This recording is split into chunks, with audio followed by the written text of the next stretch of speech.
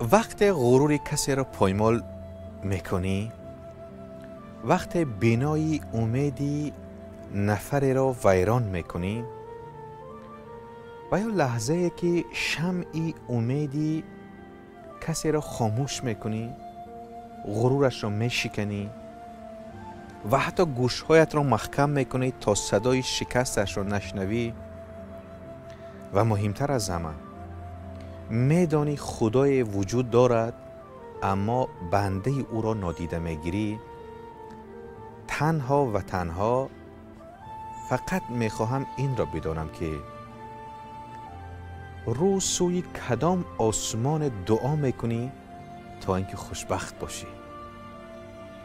فراموش نکنیم که قانون جذب میگوید که هر آنچه که ما به دیگران خواستیم 10 چند او را کائنات به ما میدهد.